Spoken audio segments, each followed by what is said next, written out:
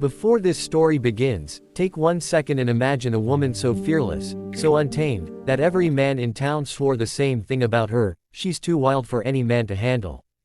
But what no one expected was the day a silent cowboy rode into town, looked straight into her storm, and didn't try to tame it, he simply understood it. And that one quiet moment would unravel secrets, ignite a love no one saw coming, and change two broken lives forever. If you love unforgettable stories filled with passion, mystery, and twists you'll never see coming, make sure to subscribe now and stay until the end, because this story will take a turn that will leave you speechless. The town of Red Hollow sat under a wide western sky where the wind carried dust, secrets, and rumors faster than horses could run, and in that town there was one name that everyone spoke about with equal parts admiration and caution: Clara Hayes. Clara wasn't like the other women who lived quiet lives behind lace curtains and church bells. She rode horses harder than most men, ran her late father's ranch alone, and spoke her mind without caring who felt uncomfortable hearing the truth. Some called her stubborn, others called her reckless, but the phrase that stuck like a brand across her reputation was the one whispered in saloons and general stores alike: too wild for any man. Suitors had tried over the years, ranchers, drifters, even a wealthy cattle baron from Texas, but Clara had sent every one of them away, sometimes with sharp words and sometimes with a cold silence that made it clear she needed no one. What those people never understood was that Clara's wildness wasn't arrogance. It was armor. Years earlier, when she was barely 20, her father had died suddenly after a mysterious accident on the edge of their property, leaving Clara alone with a struggling ranch and a mountain of debts. The town expected her to fail within months, but Clara refused to fold. She worked from sunrise to midnight, fought off greedy land buyers, and slowly rebuilt the ranch that everyone else had already written off. Independence became her identity, and trust became something she locked away like a dangerous secret. That was why the morning the silent cowboy rode into Red Hollow felt different before anyone even knew why. He arrived just after dawn, dust clinging to his coat, his hat pulled low enough to hide most of his face, and he didn't speak to anyone as he rode down the main street. The horse he rode was powerful but calm, the kind of animal that obeyed without force, and the cowboy himself carried a quiet stillness that felt unusual in a town full of loud personalities. He stopped outside the old saloon long enough to tie his horse and step inside, and within minutes the entire room had noticed the same strange detail: he barely spoke at all. When someone asked his name, he answered simply, "Ethan," and nothing more. The bartender tried to start a conversation, but Ethan only nodded politely and listened, his dark eyes studying the room like he was memorizing everything. By afternoon the rumors had already begun. Some said he was running from something, others said he was a bounty hunter, and a few claimed he was simply another drifter passing through. But Clara Hayes didn't hear about Ethan until later that evening when one of her ranch hands mentioned a quiet stranger asking questions about land near the northern hills. Normally Clara wouldn't care about another outsider, but something about the story lingered in her mind longer than she expected. The next morning she rode into town for supplies, the sun just climbing over the horizon as the streets slowly came alive, and as she tied her horse outside the general store she noticed him immediately. Ethan stood across the street, repairing a loose strap on his saddle, moving with slow, deliberate motions like someone who never wasted energy. For a moment their eyes met, and Clara felt something unfamiliar, a calm steadiness in his gaze that didn't challenge her, didn't judge her, and didn't try to control her. Most men either admired her too eagerly or feared her independence, but Ethan simply looked at her like she was another fact of the landscape, something strong and natural that didn't need explanation. Clara broke the stare first and walked into the store, annoyed at herself for even noticing. Over the next few days their paths crossed again and again.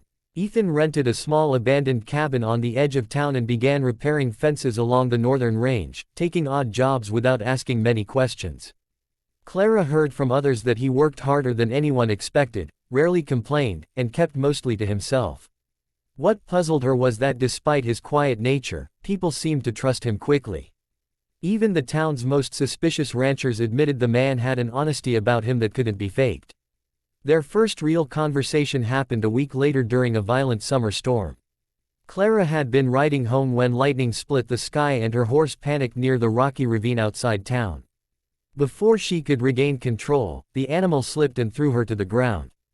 The fall knocked the breath from her lungs and twisted her ankle badly enough that standing became nearly impossible. Rain poured down as thunder rolled across the hills, and for the first time in years Clara felt the sharp edge of helplessness creeping in. Then through the curtain of rain she saw a horse approaching slowly, steady despite the storm. Ethan dismounted beside her without a word, checking her ankle with careful hands before helping her sit up against a rock. "You're not riding back alone tonight," he said quietly, his voice deeper than she expected. Clara tried to protest out of habit, but something about his calm certainty made the argument feel pointless. He lifted her gently onto his horse and walked beside it all the way back to her ranch through the storm. That silent journey changed something neither of them could fully explain. Over the following weeks Ethan returned several times to help repair broken fencing and damaged barns, never asking for payment beyond a simple meal and a place to rest his horse. Slowly Clara began to see pieces of the man behind the silence, the way he treated animals with patience, the rare half-smile that appeared when something amused him, the quiet intelligence in his eyes whenever he studied the land. For the first time in years Clara found herself talking freely with someone who didn't try to tame her independence or compete with it. But just as trust began to grow, the first twist arrived like a shadow from the past. One night Clara discovered a letter hidden inside Ethan's saddlebag when he asked her to retrieve a tool. The envelope carried the seal of a powerful railroad company known for forcing ranchers off their land. Inside was a contract offering a large payment for information about properties in Red Hollow, including Clara's ranch. When Ethan returned and saw the letter in her hands, the silence between them turned heavy. Clara's old armor snapped back into place instantly. "So that's why you're here," she said coldly. Ethan didn't deny the letter, but the pain in his eyes suggested a story far more complicated. What Clara didn't yet know was the deeper truth. Ethan had originally come to Red Hollow under pressure from that railroad company, but meeting Clara and witnessing the strength of the town had changed his purpose entirely. The company wasn't just buying land, they planned to seize it by force if necessary, and Ethan had quietly begun gathering evidence to stop them. Unfortunately, before he could explain everything, the railroad's enforcers arrived in town. Their leader was none other than Victor Langford, the same cattle baron who years earlier had tried to buy Clara's ranch and never forgot her refusal. Victor recognized Ethan immediately and exposed the contract publicly, turning the town against him overnight. To everyone else, Ethan now looked like a spy sent to destroy them. Clara felt betrayed, believing the one man who seemed different had only been pretending. Ethan left town that same night without defending himself, knowing the truth would only put Clara in greater danger if Victor suspected her involvement. Weeks passed, and Red Hollow began to feel the pressure of the railroad's threats. Ranchers were forced to sell, fences were burned, and fear spread across the valley. Clara fought harder than ever to protect her land, but the odds were closing in. Then one evening as the sun dipped low over the horizon, a familiar horse appeared on the ridge above her ranch. Ethan had returned, but he wasn't alone. Behind him rode a group of federal investigators carrying documents that proved the railroad's illegal plan to seize the valley. The evidence Ethan had gathered exposed Victor Langford's entire operation. Within days the railroad's men were arrested, the land rights of the ranchers were protected, and Red Hollow was finally safe. When the dust settled, Ethan prepared to leave again, believing Clara would never forgive the secret he had kept. But as he mounted his horse at the edge of the ranch, Clara rode out to meet him. For a long moment neither spoke.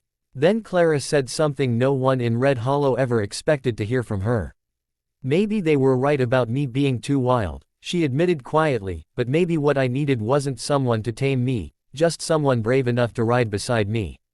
Ethan smiled for the first time without reservation, and under the endless western sky the woman everyone thought would always stand alone finally realized that strength didn't mean refusing love, it meant choosing the one person who understood it. And from that day forward, whenever people in Red Hollow spoke about Clara Hayes, they stopped saying she was too wild for any man, because everyone knew the silent cowboy who rode into her life wasn't there to tame the storm.